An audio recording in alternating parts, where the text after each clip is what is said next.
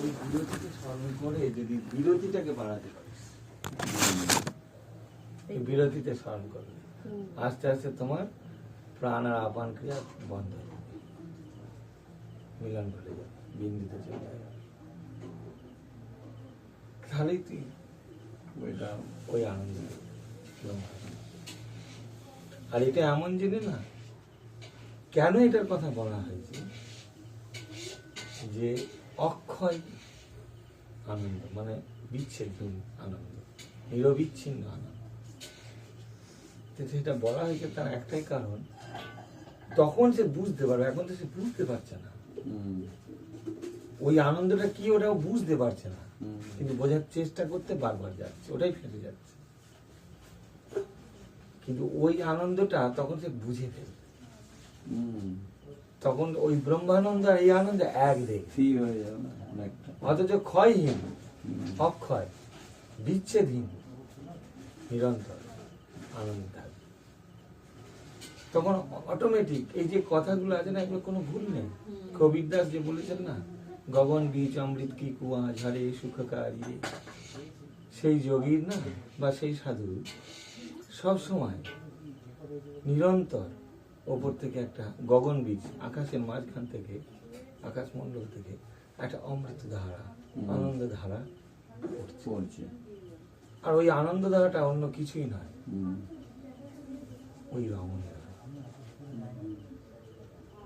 যেটা নিচের জনিতে হচ্ছিল সেটা ব্রহ্মজনী সদা শিবলিঙ্গা, সবসময়। যখন তুই কয়েক কোটি টাকার মালিক হয়ে যাবি, তোকে যদি আমি বলি 50 পয়সা দেবো, কালকে আমার বাড়ি যাবি, দেখি যাবি? 1 টাকা দেবো, যাবি? তুই যখন নিরন্তর ব্রহ্মানন্দ রস পেয়ে যাচ্ছিস, ওই আনন্দ, ওই রমণের আনন্দ, তোর কি প্রকৃতির কাছে গিয়ে কষ্ট করে এত দূর বাস ভাড়া করে হেঁটে গিয়ে ঘেমে নিয়ে তারপরে ওই আটানা নিতে যাবি? তুই তো সদাই কোটি কোটি টাকা পাচ্ছিস সব সময়, তো তোর আবার ওখানে ভিক্ষে করতে যাওয়ার প্রয়োজন আছে নাকি? তুই তো রাজা হয়ে গেছিস, সদাই ওই আনন্দ লাভ করছিস।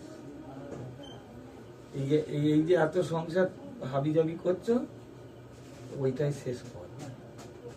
এই এখন কিছুদিন, এই যতদিন এইগুলো স্বাদ নেবার ইচ্ছা আছে করে যাও, কটা জন্ম, তারপর যেদিন ওই ঠিকানা পেয়ে যাবে, ওই জায়গাটা পেয়ে যাবে, সেদিন তুমি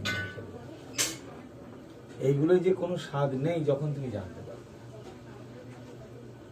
আমার একটা কবিতার একটা লাইন আছে যে, সকল ক্ষুধা শূন্য হলে মায়ের ক্ষুধা পায়, মা যে আমার সর্বগ্রাসী, সব ক্ষুধাকে খায়। যখন এই বাইরের বাহ্যিক ছোট ছোট আনন্দ, ছোট ছোট জিনিসগুলোকে পাওয়ার যে ইচ্ছা, এই খিদেটা যেদিন শেষ হয়ে যায়, তখন তার মধ্যে ইচ্ছা হয় মাকে পেতে যায়, মাকেই খেতে যায়। আর এই মায়ের ক্ষুধা পায়, আর মা যে আমার সর্বগ্রাসী, সব ক্ষুধা পেয়ে, যখন মা সামনে এসে যাবে, সব খিদে মা খেয়ে যাবে,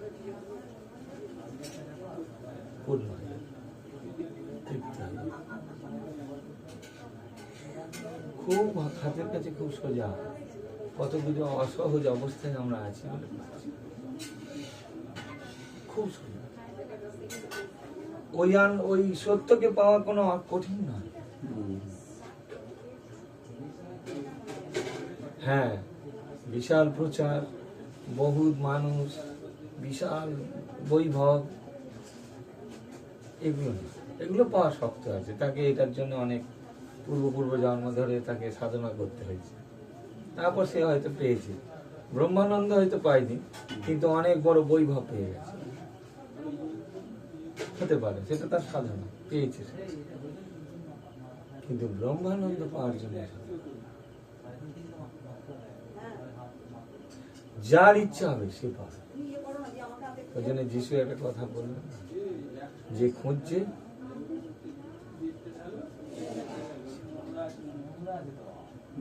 যে চাইছে তাকে দেওয়া হবে।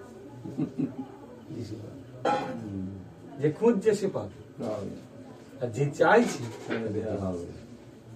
অবশ্যই দেওয়া হবে। যে চাইছে তাকে দেখ কে কি চাইছে। আমি 100% বলতে পারি এদের চাওয়াই ভুল আছে, তাই এদের পাওয়াই নেই। তোর ভাবনায় যদি ভুল থাকে তোর কর্মে ভুল হবে।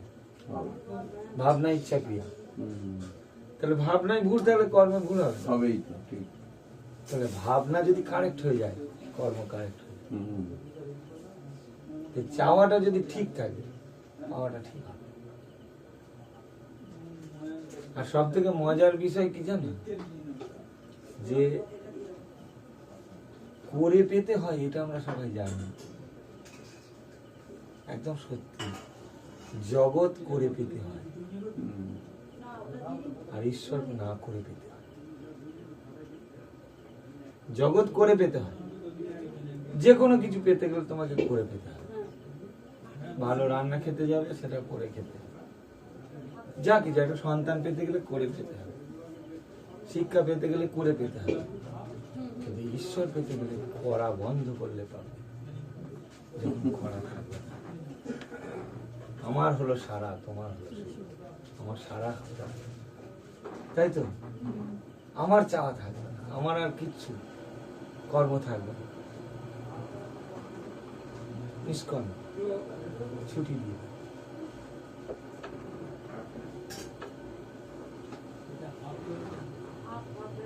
দেহ, ইন্দ্রিয়, মন, বুদ্ধি, চিত্ত সব ছুটি।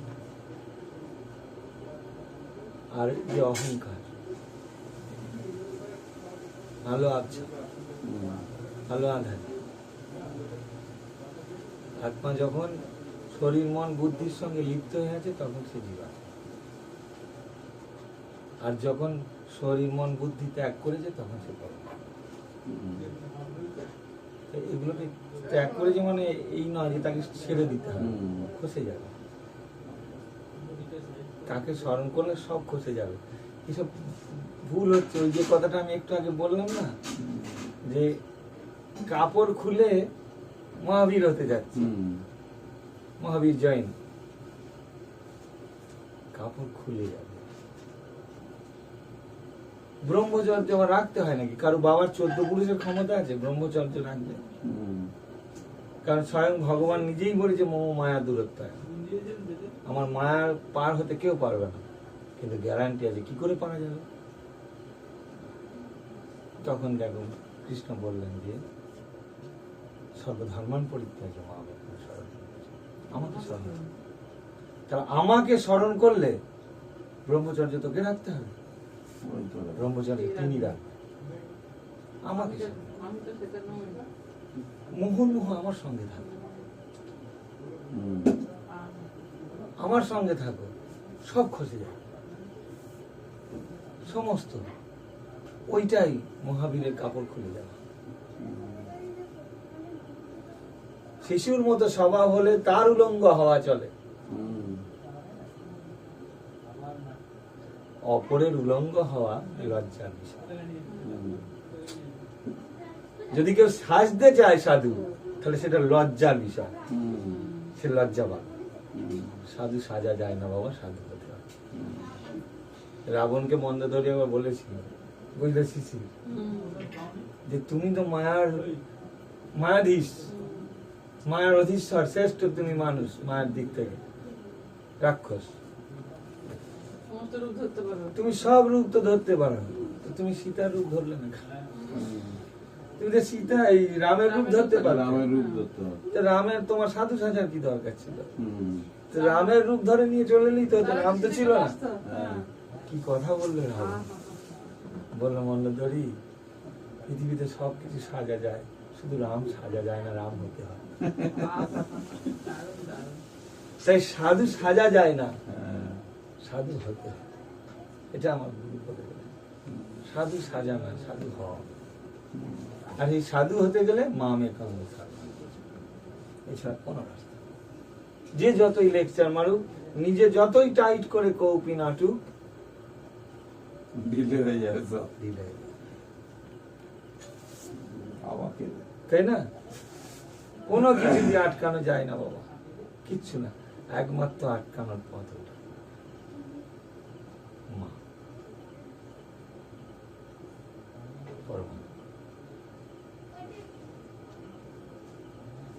আর সেই মাকে সহজ পদ্ধতি হচ্ছে আরোপিত করা। আরোপিত মা, তোমার সামনে যে প্রকৃতি আছে সেই মাকে আরোপ করো। দেখো মায়ের মধ্যে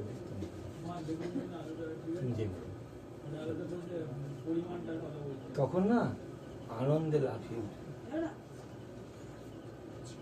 যেদিন তুই সেই সত্য, যেদিন দেখবি তুই এই যে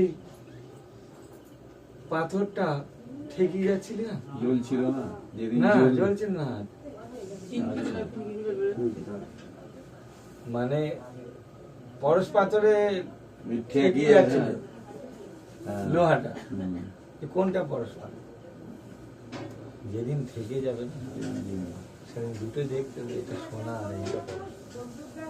সোনার আর মূল্যই থাকবে না, তখন পরশ পাথরটার মূল্য তোর কাছে বিরাট। পরশ পাথরটারই মূল্য বিরাট।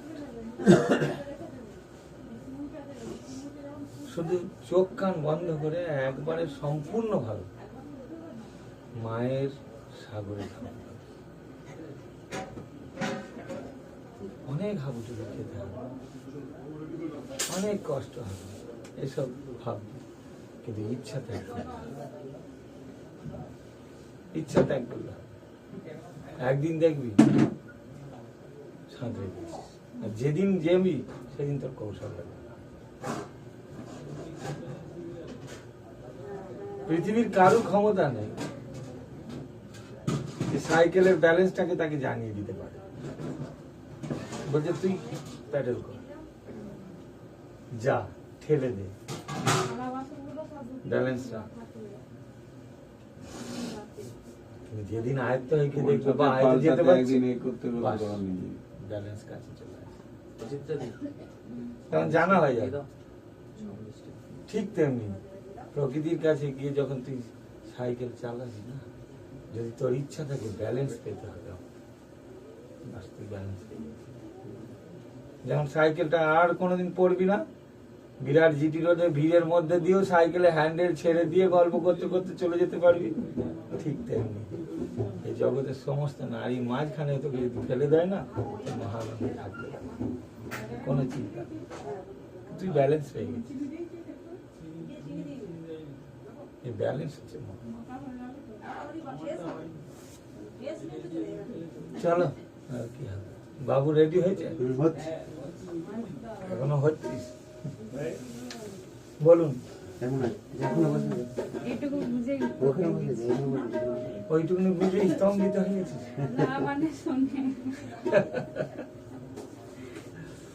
হ্যাঁ, মদন মাদন শোষণ স্তম্ভন।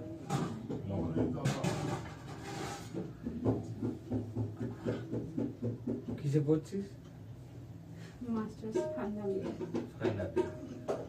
আমি একটা ক্লাস 1-এর প্রশ্ন করি, 5-এ পঞ্চবান বল, 5টা বান কি?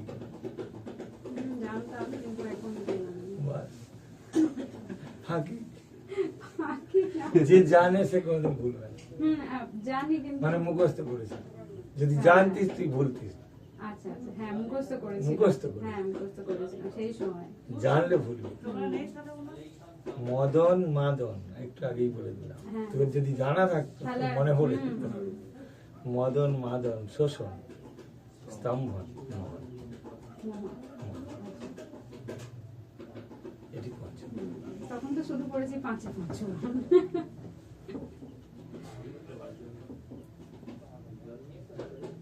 কাম আর রতি যখন প্রথম উদ্দাম অবস্থায় আসছে, এটা হচ্ছে মদন আর মাদন, এই দুটো বান একে অপরকে ফেলে দেওয়ার চেষ্টা করছে। কে চাইছে মায়ের কাছে জয় হতে, আই মা সাধন সমরে দেখি মা যেতে না ছেড়ে,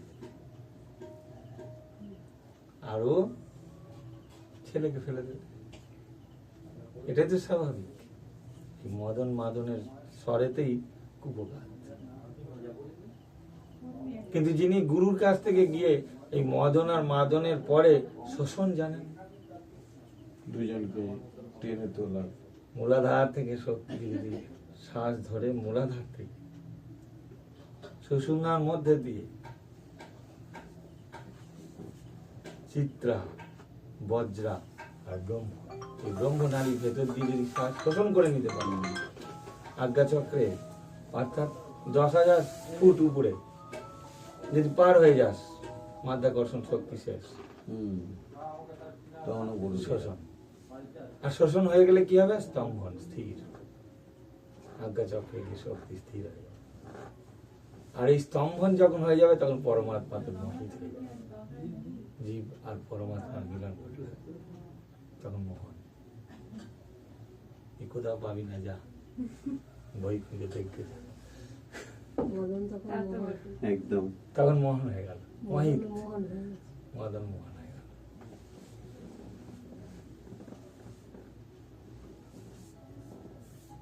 যা জীবনে এখানে বলে গেছি তার এক বিন্দু প্র্যাকটিক্যাল না করে বলবি। ওটা তোমায় বলতে হবে না। প্র্যাকটিক্যাল ছাড়া কোনোদিন বলবি না। এক বিন্দু না। আর এই প্র্যাকটিক্যালের বাইরে জিনিসকে বিশ্বাসই করা উচিত। তত্ত্ব পর্যবেক্ষণ, প্রয়োগ, সিদ্ধান্ত।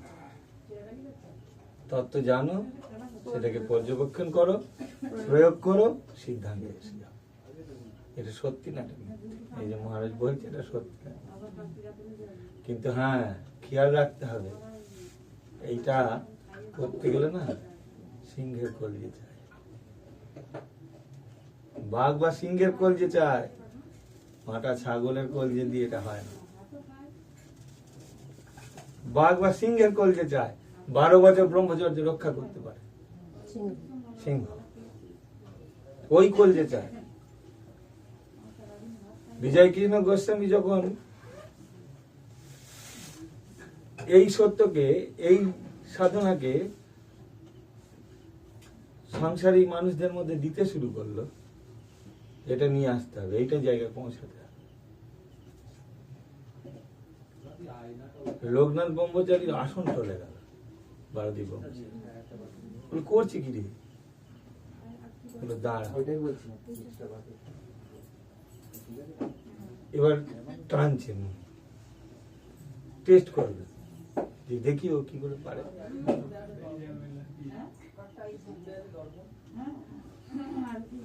কুলদানন্দ ব্রহ্মচারী খাস লোক, একদম আমার শিষ্য প্রিয়। কুলদানন্দ ব্রহ্মচারী গিয়ে বলছে, বাবা আমি তো বারদীপ ব্রহ্মচারী। মহারাজ বলছে সংযমে থাকতে, ব্রহ্মচর্যে থাকতে, আমি তো পাচ্ছি না, কি করবো, গুরু তো বলে। তো উনি একদম ওরকম স্ল্যাং ল্যাঙ্গুয়েজই ব্যবহার করতেন। উনি বলেন, কেন তোর মাকে যেতে না? তখন বলছে কি, সে কি, আমি নিষ্ঠাবান কঠোর ব্রহ্মচর্য দিয়েছি গুরু আমার, আমি যদি এসব তাহলে তো মুশকিল হয়ে যাবে। বলো শোন শোন, বাচ্চা 6 বছরের ছেলে হাঁটতে গিয়ে যদি পড়ে যায়, আর দাঁত বার করে যদি কেউ 21 বছরের ছেলে হাসে, তাহলে বোকাটা কে?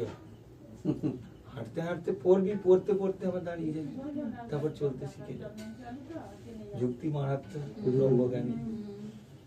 বলো যা, সব দায়িত্ব আমার, না পারলে যা, দেখ কেউ নেই। বললে হ্যাঁ, একজন বিধবা মেয়ে আমাকে বারবার প্রস্তাব দেয়, আমাকে ভালোবাসে, আমি এড়িয়ে চলি। তো ও গুরুগত প্রাণ ছিল, তো উনি গিয়ে বিজয় কৃষ্ণ গোস্বামীকে বলছেন যে আমাকে এই কথা বললেন বারদীপ ব্রহ্মচারী। বলছি সর্বনাশ, একদম না, ও তোকে বলেছে, ওর কথা তোরা বুঝবি না, ও অন্যরকম বলছে, একদম যাবি না, তোকে যা দিয়েছি তাই কর। বলে আমি থাকতেই পারছি না। কদিন বাদে দেখতে কিছুতেই হচ্ছে না, গুরুকে বলেও হচ্ছে না, বারদীপ ব্রহ্মচারীকে বললাম, সেখানেও বাধা। তারপরে একদিন শক্তি ক্ষয় হলো, আর তখন বিজয় কৃষ্ণ গোস্বামী দুপুরবেলা মানে 1:30-2টোর সময় বাড়ি ঢুকছে, মানে আশ্রমে ঢুকছে। বলে এই সুযোগ, মানে এই অবস্থা। আর তখন ওর ওই রকম পরিস্থিতি। বিজয় কৃষ্ণ গোস্বামী বলছে, কুলদা 1 ঘটি জল দে। কুলদা বললে দাঁড়া, আমি এত করে বলছি তুমি শুনছো না। তো কি করলো, ঘটিতেই শক্তি ক্ষয় হয়েছিল, ওটা লাগিয়ে নিয়ে গিয়ে ঘটিটা নিয়ে গিয়ে দেবো, খালি তোর হাতে পড়বে, বুঝবে যে আমি কি বলছি, আমি কি কষ্টে আছি দেখো। তো বলছে আমি যখন ঘটিটা বাইরে নিয়ে যাচ্ছি তখন ভেতর থেকে বলছে কুলোদার, যেটা তুই ঘেন্না করিস সেটা যেন অপরকে দিস না, তুই যেটা খাস না সেটা অপরকে দিবি। তখন ঝরঝর করে দিল সব। বললো কেন দিচ্ছি তুমি কি জানো না, তুমি সদ্গুরু। তাই বললো হাতটা ধুয়ে আয়, ভালো করে ঘটিটা মেজে জল দিয়ে আয়। জলটা খাওয়ার বলে একটু তেল নিয়ে আয়, আমার মাথার জটায় যাবে। কিছুদিনের জন্য তোর এই কাম শক্তিকে আমি টেনে দিলাম, কাম উত্তেজনা, যেটা ফিরিয়ে দেবো বাবা। কারণ এটা আমি এখন নিলাম, এটা তোকেই পার হতে হবে। এখন স্বস্তিতে থাক, কিছুদিন অনুভব কর। তারপরেই আর এক শিষ্য, স্বামী স্ত্রী, তাকে বলে যে দেখ সন্তান যখন হয়ে গেছে তখন মাসে একদিন মিলতে পারিস, মাসে একদিন যেতে পারিস, ঋতু রক্ষা করবি, তাহলেই তুই আধ্যাত্মিক ব্রহ্মজ্ঞানী হবে, জ্ঞান লাভ করবি। তো সে তো সেটা পাচ্ছে না, গেছে বারোদিন ব্রহ্মচারী, উনিই তো টানছেন। বারোদিন ব্রহ্মচারীর কাছে গেছে, গিয়ে তখন বলছে যে এই ব্যাপার, আমার গুরু বলেছে কিন্তু আমি পাচ্ছি না। তখন বলছে পাচ্ছি না, ও সব ঠিক হয়ে যাবে, তুই বেশ্যা গমন কর, বেশ্যা গমন করবি। তখন সে কি, তুই মহাপাপ, বলে যা পাপ হবে আমার, তুই বেশ্যা গমন করবি, সব ঠিক হয়ে যাবে। ওদের একটু বারোদি ব্রহ্মচারী যখন বলেছে তখন নিশ্চিত ঠিক হয়ে যাবে। ওই বেশ্যা বাড়ি হাঁটতে চললো। আর সেই দিনই বিজয় কীর্তন গোস্বামী সদ্গুরু বাবা ওইখান দিয়ে রাস্তা দিয়ে আসছে, দেখছে যে কোথায় যাচ্ছিস। গুরুজি এখানে মিথ্যে কথা কি করে বলি, হাওয়া করে কান খারাপ করে বলছে বারোদি ব্রহ্মচারী এরকম করছে। বলছে ওরে তোরা এখন কেউ ওখানে যাস না, ও তোদের টেস্ট করছে, তুই ওর কথা বুঝিস? অকামা নারীতে গমন করা বেশ্যা গমন। তোর স্ত্রীর যখন কোনো ইচ্ছা থাকবে না তারপরেও তুই যাচ্ছিস, সেটি বেশ্যা গমনই করছিস। তাই বললো বেশ্যা গমন করবি, আর তুই ভাবছি বেশ্যা পটিতে যাওয়া। হ্যাঁ যায়, যা। বিজয় কৃষ্ণ গোস্বামী ভাবলো তো এর টেস্ট হচ্ছে, পাঠালো কাকে? শ্রীধর মহারাজ। শ্রীধর মহারাজ গেল, যখন গিয়ে বললো এর গুরুরই ব্রহ্মজ্ঞান হয়নি, এর আবার ব্রহ্মজ্ঞান। তখন আমি কাপড় খুলে ছুঁড়ে মুখে মারলাম, বলিস কি লোকনাথ ব্রহ্ম, তোর মতো সাধু আমার গুরুর কাছে শয়ে শয়ে ঝুলছে। চমকে উঠে গেছে। তখন বলছে ও শ্রীধর, ওই দেখ প্রসাদ, মহাপ্রসাদ, একটা কুকুর বমি করছিল। শ্রীধর সঙ্গে সঙ্গে বলে তাই, ওইটা তুলে নিয়ে গিয়ে যাই মুখে দিতে গেছে, লোকনাথ ব্রহ্মচারী আসন ছেড়ে গিয়ে জাপ তুলে ধরে হাত দিয়ে পরিষ্কার করে পাশে নিজের আসনে বসিয়ে তখন সবাইকে বলছে যে এই দেখো পিশাচ বধ, উন্মাদ বধ, বালক বধ, ব্রহ্মজ্ঞানীর যে স্বভাব, এই যে পাগল বধ, ইনি ব্রহ্মজ্ঞানী। বলে যাও শ্রীধর, তোমার গুরু পাস করে গেছে। শ্রীধরকে বললো যাও, আমি এতদিন দেখছিলাম যে বিজয় ছাগলের কলজেতে না সিংহের কলজে বসাচ্ছে, এই দেখলাম ছাগলের কলজে সিংহের কলজে বসিয়ে। সেই জন্য বললাম ওটা অত সোজা না, সিংহের কলজে বসিয়ে দিয়েছে। সদ্গুরু পারে, তার ক্ষমতা। আমরা ছাগলের দল, কিন্তু ওদের কষ্ট পেলে, ওদের ইচ্ছা পেলে, আশীর্বাদ পেলে সিংহের কলজে বসে। তবে হ্যাঁ, আমাদের একটা ইচ্ছা থাকবে, ওই ইচ্ছাটা আমাদের থাকতে হবে। বাচ্চা ছেলে যতবারই পড়ুক না কেন, পড়া মনে থাকে না, হাঁটতেই চায়। তুমিও হাঁটার চেষ্টা করো, একদিন হেঁটে হাঁটতে চল। দেরি হয়ে গেল বকতে বকতে। কিসের দেরি? কিসের দেরি? না, এই যে রাস্তায় নিয়ে যেতে চাইছো, দেরি হওয়ার কথাই হলো, আগিয়ে দিল না। না, সে তো ঠিক আছে, তোমার দিক থেকে ঠিক। না, আমি দেখলাম যে আরতি ভজন করতে একটু দেরি হয়ে যাবে, চাবিটা রেখে দাও, হয়ে যাবে। তখন তোমাদের রাত হয়ে যাবে, তখন বলবে। সেটা বুঝবে ঠাক। হ্যাঁ, আর একদিন হবে।